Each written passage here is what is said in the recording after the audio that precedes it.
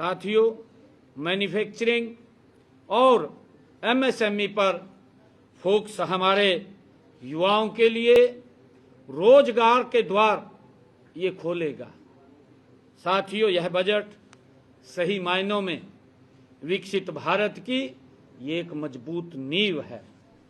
साथियों, यह बजट देश के यशस्वी प्रधानमंत्री आदरणीय मोदी जी के विकसित भारत 2047 के संकल्प को सिद्ध करने वाला ये ऐतिहासिक और दूरदर्शी बजट है।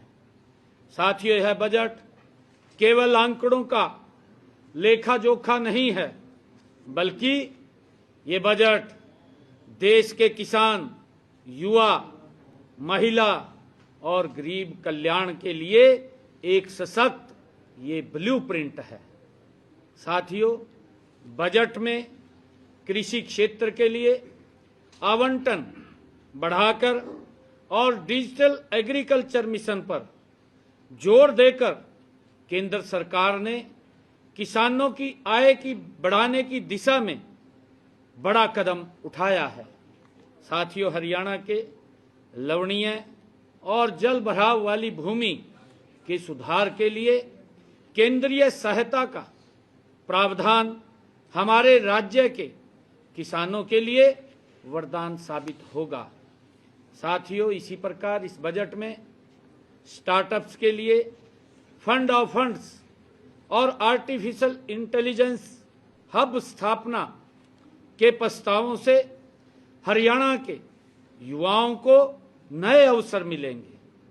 साथियों, विशेष रूप से गुरुग्राम, पंचकुला जैसे शहरों में आईटी और एआई सेंटर्स को नई गति मिलेगी। राष्ट्रीय राजधानी क्षेत्र में लॉजिस्टिक हब के विकास और बुनियादी ढांचे के लिए पूंजीगत व्यय में वृद्धि से हरियाणा में निवेश के नए द्वार खुलेंगे और रोजगार के अवसर पैदा होंगे।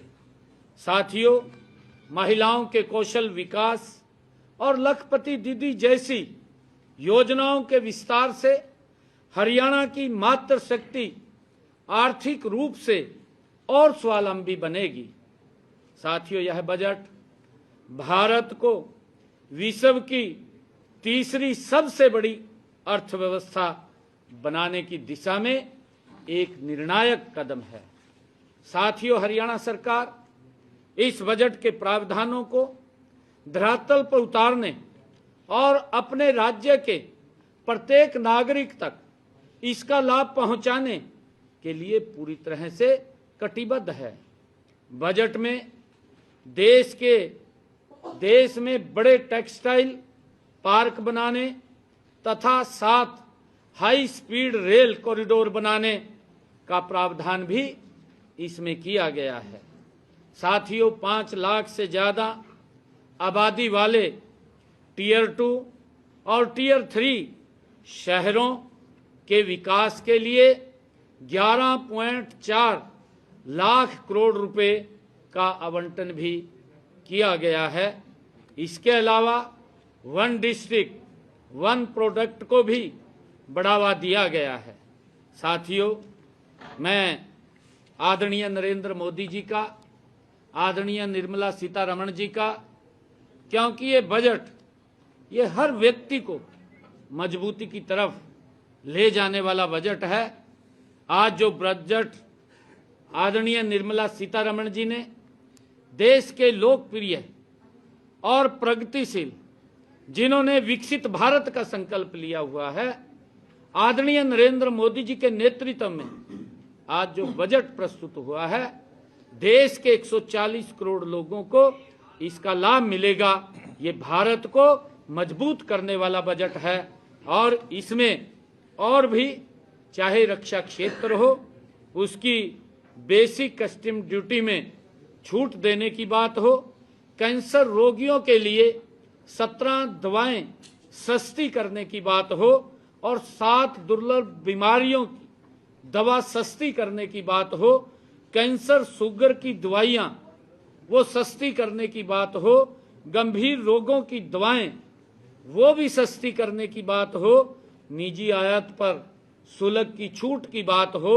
और सोलर एनर्जी से जुड़ी वस्तुओं की वो भी सस्ती करने की बात हो, विदेश यात्रा पहले से सस्ती करने की बात हो और ईवी बैटरी, जूते और चमड़े के सामान उनको सस्ते करने की बात हो, चमड़े के उत्पाद, जूता, बैग इनको भी सस्ते करने की बात हो, माइक्रोवेव, ओवन और बायोगैस मिक्सर, सीएनजी, कपड़ा, मोबाइल बैटरी आदि को इस बजट के अंदर सस्ते करने की बात हो। इसका एक बड़ा लाभ देश के 140 करोड़ लोगों की भावना को ध्यान में रखते हुए ये बजट आदरणीय नरेंद्र मोदी जी के नेतृत्व के अंदर माननीय निर्मला सीतारमण जी ने आज इसे प्रस्तुत किया है। मैं इसके लिए बहुत बहुत बधाई देता हूं और यह बजट ये भारत के उस विकसित भारत के संकल्प को पूरा करने में एक महत्वपूर्ण ये नींव का पत्थर होगा। इसके लिए आदरणीय प्रधानमंत्री जी और निर्मला सीतारमण जी को मैं बहुत बहुत बधाई और शुभकामनाएं देता हूं। Thank you.